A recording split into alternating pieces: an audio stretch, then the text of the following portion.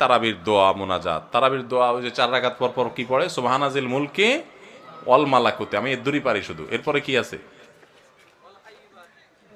আচ্ছা কি কি জানি আছে।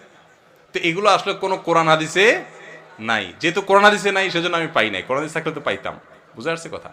আমরা একসময় দেখছি যে ইয়াং পোলাপান তারাবি পড়তে যায় না। কিরে বাবা তারাবি পড়তে যাস না কেন?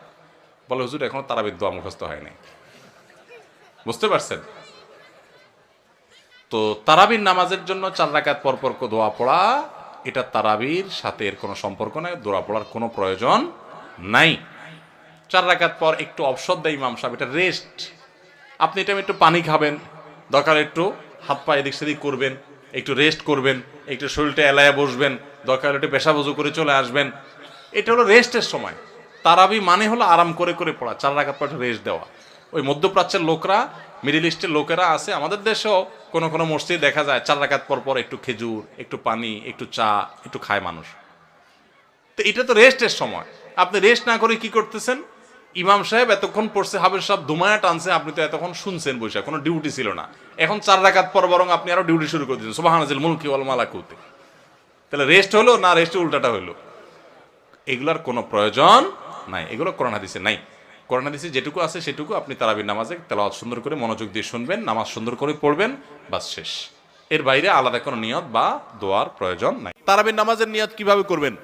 কারণ মুখস্থ আছে তারাবির নিয়ত? নামাইতুয়ান বলেন, কার মুখস্থ আছে? একজন বলেন অন্তত। তারাবির নিয়ত কে বলতে পারবে? বলেন বলেন ভাই। মাশাআল্লাহ মাশাআল্লাহ, এই ভাইরে পুরস্কার দেওয়া উচিত। বসেন, আপনি অনেক কষ্ট করে মুখস্থ করছেন ভাই। তারাবির নামাজ বা যে কোনো নামাজের নিয়ত জরুরি, নিয়ত ছাড়া কোনো আমল হবে না। কিন্তু নিয়তটা হলো মনের ইচ্ছার নাম। নিয়তটা কিসের নাম? আমি ভাইকে দিয়ে নিয়তটা কেন শুনছি সেটা আপনারা জানেন? জানেন না আপনারা? আমি ওনাকে দিয়ে কেন শুনলাম বলেন তো, কে বলতে পারবে?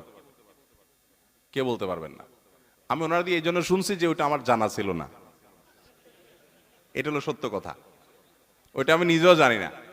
নামাইতুয়ান দিয়ে শুরু এটা জানি,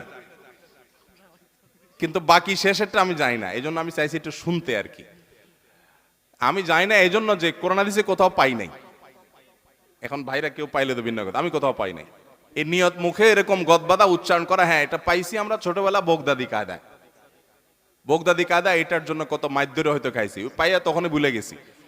এটা পরবর্তীতে কোরআন হাদিসে যেহেতু পাই নাই, এই জন্য আর আমরা ওটা মুখস্থ করি নাই। ভাইরা আমার, নামাজের জন্য এরকম নামাইতুয়ান, এরকম গদবাদা যে দোয়া আমরা শিখেছি, এগুলোর কোনোটি কোরআন বা সুন্নাহর কোথাও আমরা নিয়ত করব মন থেকে যে আমি তারাবির নামাজ পড়ছি, বাস এটা আমার ইন্টেনশন আছে, নিয়ত আছে, মনে আছে, এটাই যথেষ্ট। মুখে উচ্চারণ করা জরুরি না, এবং মুখে উচ্চারণ করা এটা সুন্নাহও না।